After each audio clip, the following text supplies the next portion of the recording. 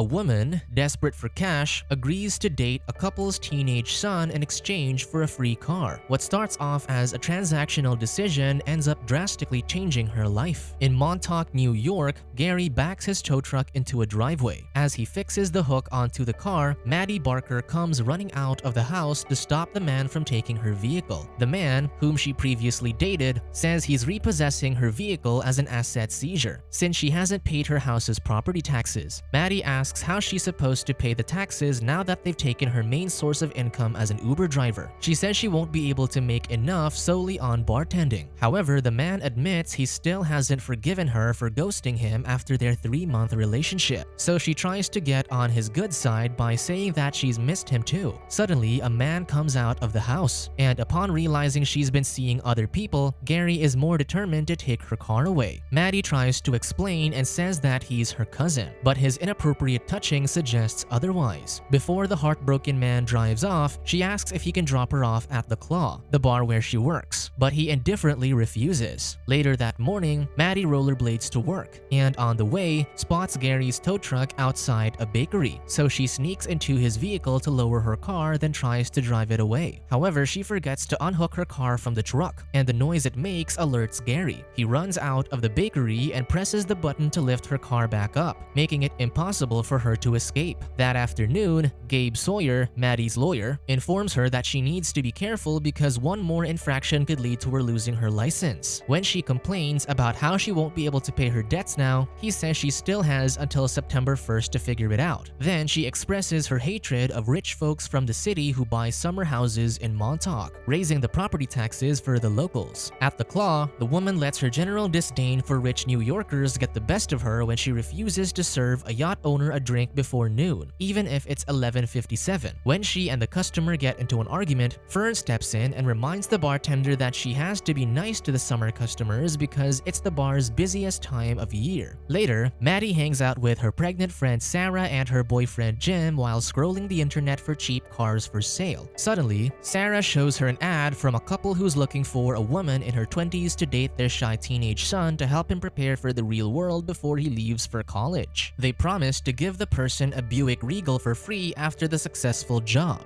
That afternoon, Maddie is still mulling over whether to apply, and Gabe says if the rich people head to Montauk to use them, they should be able to return the favor. The woman also says she really needs the car to save the house, because that's what her mother would have wanted. The next day, she rollerblades to the couple's house where she sees the Buick Regal parked outside. Then she finally meets Laird and Alison Becker, who asks her how old she is. At first, she lies and says she's in her late 20s, but eventually admits that she's 32. When she senses their apprehension, she explains that the person dating their son must be youthful but also have the maturity to handle the delicate situation, and they agree. Eventually, the couple talks about their son Percy, whom they say is smart and talented but extremely shy. The teen has never dated, nor does he have any friends, and he doesn't drive. He's headed to Princeton in the fall, and the parents are worried he'll be ill-prepared for the overwhelming experience of independence, which is why they believe she can help him come out of his shell. They make it clear that they also encourage the woman to sleep with Percy. When she says she should just surprise the teen in his bedroom, they insist that the two meet organically, because if their son finds out they hired a woman to date him, he'll be devastated and lose even more self-confidence. So Allison suggests she drop by the animal shelter where the teen volunteers from 10 a.m. to 6 p.m. and pretend to adopt a dog. The next day, Maddie enters the animal shelter and demands that Percy help her choose a dog. So they head to the back office where she answers a few questions. And from her aggressively forward approach, the shy teen says he doesn't think she's the type of person he'd ever allow to adopt a dog. Eventually, she says she can give him a ride home. And even though he tries to refuse by getting his coworker Crispin to tell him he can't leave before closing, he relents. Maddie loads his bike onto Jim's van, which she borrowed, and tells the teen to ride up front with her. During the car ride, Percy realizes they missed the turn to his house, but she says they're using a shortcut. Scared he might be getting kidnapped, he tries to text his parents, but the woman playfully takes his phone away. When she pulls into her driveway, Percy takes out his mace and sprays it directly on her face. She screams in pain and stumbles out of the van. Furious, she asks why he would attack her, and he says he thought she was abducting him. Maddie says she only took him home because she thought he was attractive, catching the teen off guard. So he suggests they go on a date tomorrow night and she accepts. The next morning, the woman tells Jim she'll need to borrow the van again, but he says he needs to air out the vehicle because he can't have his pregnant girlfriend inhaling the mace fumes, so she has no choice but to borrow the Claw's work car. That evening, the pair meet up at a bar, and Maddie makes fun of his suit and shorts combo. Percy nervously admits that he's scared his parents are going to find out that he's in a seedy bar, and when she asks how they'd know, he says it's because they track his phone. When he takes a sip of his alcoholic beverage, he says it tastes terrible, and the woman tells him that he'll have to get used to it because he's going to college. Suddenly, Travis joins the table and informs his ex-girlfriend Maddie that he's gotten married. The woman clearly doesn't care, so the man says his wife didn't run away when he told her he loved her, opposite of what she did. Then, he warns Percy to be wary of the lady's heartbreaker reputation. After the man leaves, the teen wonders why she slept with a person she clearly despises, and she nonchalantly says she only did it because it was Christmas and she was lonely. Later, the pair walk down to the beach, where she goads him into swimming clothless in the water. When he refuses to break the rules, she says it's because he doesn't find her attractive. Percy explains that that isn't the reason, especially since she's probably the prettiest woman he's ever seen. Finally, the teen faces his fears and joins her in the water. Suddenly, a group of intoxicated teens steals their clothes on the beach, prompting the furious Maddie to confront them. She takes on the trio by herself and manages to scare them off. Then she returns to the water, where Percy says her frightening demeanor scares him. Annoyed, she heads back to her car to drive home. But when the teen thinks she's hiding his phone from him, he jumps on the hood of the car. Taking it as a challenge, she drives on the highway with Percy hanging on for dear life. When a cop car tails them, she refuses to stop since she is already on probation. To evade the authorities, she drives over the tracks, just before a train barely misses them. Later in her house, she puts on some music and starts dancing suggestively in front of him. She asks if he'd like to move to the bedroom, and he says yes, but she notices him scratching his back. When she lifts up his shirt, she sees that he's broken out in hives, and he explains that it happens whenever he's anxious. Minutes later, Maddie applies rash cream on his back and shares that she's always lived in the house and only left town once she was 18. However, she had to come back home when her mother became ill to take care of her. He reveals that he had to switch schools in 9th grade after people found out he still slept in his parents' room sometimes, and a rumor started that he engaged in inappropriate behavior with them. He thinks it might be the reason why he spends most of his time in his room. Eventually, he apologizes that he couldn't make love to her tonight, but promises they can hang out again tomorrow. The next day, the pair enjoy a day at the beach with the shelter dogs, including Milo. They play laser tag and arcade games until security tosses them out for her bullying the kids. Later, after the teen asks why she never went to prom, she shares that the reason her father never helped take care of her mother was because he had a family in the city, and Maddie was the result of an affair. Her father's lawyers cleared everything up and gave her mother money and the house to keep them out of the way. She had sent her father a letter asking why he wanted nothing to do with her. On the day of the prom, she received the unopened letter back and was too heartbroken to go to the event. Suddenly, Percy asks if he can kiss her, and she says yes. After the kiss, he receives a text message from his old nanny Jody to meet at the lighthouse. At the lighthouse, the woman is surprised to learn that Jody is actually a male nanny. When the teen leaves to retrieve a frisbee, the protective nanny asks Maddie why she's dating Percy and says he knows a lot of powerful people he can contact if she ever hurts him. Later, Doug Kahn, Maddie's high school classmate, stops by to ask if she'd like him to broker her house's sale, explaining that she'll lose half its worth if she fails to pay her taxes. Incensed, the woman refuses and slams the door in his face. That evening, Percy fetches the woman in a limousine so they can pretend like they're going to prom, since they never went to their respective ones in high school. He says he left his phone at home on purpose because he just wants to talk to her the whole night. In the restaurant, Maddie challenges him to play the piano and and he reluctantly obliges. To her surprise, he sings and plays the piano beautifully. Suddenly, Percy's childhood friend Natalie comes by to commend him on the performance and to tell him that she's going to Princeton too. When Maddie sees that the two teens share a lot in common and that the friend keeps subtly referring to her age, the woman immediately disdains Natalie. Before she heads back to her table, the friend tells Percy about a house party later. Moments later, the woman says she can't believe that he can perform in a room full of people but can't drive a car. He says he's planning on getting his license since it'll be easier to drive from the university to Montauk on weekends. When she realizes that the teen is talking about how they'll make their relationship work when he's in college, she says she doesn't do long distance. Confused, he says that he doesn't know what she wants from him, so she reasons that she just wants to enjoy tonight. Hurt, he leaves the restaurant, so Maddie follows him back to the car. During the ride, the woman notices his cold demeanor and realizes he told the driver to take them to the party Natalie mentioned earlier. Minutes later, Maddie enters the house to find the teen. There, the crowd gives her strange looks and remarks how she's too old to be there. She asks some people if they've seen Percy, and they say he's in one of the rooms with Natalie. Aware that she might not get the car if the teen sleeps with anyone else before her, she quickly searches all the rooms. Outside the last door, she hears noise from the other side, so she kicks in the door so she can unlock the knob. Inside, she finds the teens on the bed, but Natalie swears nothing happened between them. Then Maddie notices Percy looking dazed, and he says he took something a while ago. Concerned he might have ingested an illegal substance, she drags him to the bathroom to force him to throw up. Then, he admits that he just took an over-the-counter analgesic. To her relief, moments later, the crowd enters the room, and the couple who owns the house demands that Maddie leave. When he sees the man grabbing the woman, Percy throws a punch, but accidentally hits her throat. Although she has difficulty breathing, she grabs the teen so they can leave together. In the limo, Percy says he's finally ready to make love. However, Maddie says he's drunk, which wouldn't be ideal for his first time. The next morning, Laird tells his son that they can drive to work together, but the eager teen says he'd like to do the driving so he can practice whenever he visits his girlfriend. The couple feigns ignorance and asks him about the woman, so Percy says his girlfriend is great even if she's on the older side. He adds that since she doesn't do long distance, he doesn't plan on attending Princeton anymore. Stunned, the parents object, but the teen says he's of age and he can make his own life decisions. Eventually, Alison tells him to wait for his father in the car. Soon, the couple calls Maddie, who tells them that she might have to end the agreement because Percy's gotten too attached. Because they know she's the only person who can convince their son to attend Princeton, Laird says he'll sign over the ownership of the Buick Regal if she promises to change their son's mind. At that exact moment, the teen activates the Bluetooth connection to his father's phone from the car, and he hears the woman reveal that if she manages to convince him to go to Princeton, she'll get the Buick. Devastated and heartbroken, Percy lays in bed and stares at the ceiling. Later that day, he invites Maddie over to the house while his parents are there to knowingly place them all in an uncomfortable position, since they don't know he already discovered what they did. After thoroughly embarrassing the woman in front of Alison and Laird, he excuses himself after he receives a text message. When he leaves, the mother asks Maddie if she told their son the truth, and she insists she didn't. Outside, Percy meets with Crispin to take the Buick to the woods where they destroy it. When he comes back to the house, he heads straight to his room instead of rejoining the table. Moments later, Maddie enters his bedroom and initiates lovemaking because she says that's what he wants. However, he finishes early, leading to an uncomfortable moment of silence. Then, he says her damaged car is in the forest and asks if anything that happened between them was real. Realizing that he knows about the agreement, Maddie says their friendship was real because she told him things she'd never told anybody. She explains that she only did it to save her house and it wasn't personal, but he disagrees. The woman tries to apologize, but the teen tells her to leave. Before she goes out the door, he says one day he'll be living in Paris and she'll still be in Montauk. She says she doesn't have a rich dad to run to, and he counters that she is going to keep waiting for her absent father to return, which is why she'll never leave. Hurt, the woman takes her shoes and leaves the room. Days later, Maddie wakes up to the sound of Gary's tow truck leaving the totaled car in her driveway. He says he returned it because it belongs to her, and when she asks what she'll do with it, he says that it still works. Meanwhile, Percy confronts his parents about constantly intervening in his life. He says they need to allow him to succeed or fail on his own. For the next couple of weeks, Maddie uses the car to return to being an Uber driver and saves the money to pay off her property taxes. One night, Sarah and Jim tell tell the woman that due to the high cost of living in Montauk, they've decided to move to Florida. When she says she can't believe her friends are leaving, Sarah says she can't believe she's staying. The friend says her mother would have wanted her to be happy, and Maddie insists she likes her life there. Later that night, she makes out with a man she met at the bar. When he just wants to make love instead of having a conversation first, the exasperated woman tells him to leave.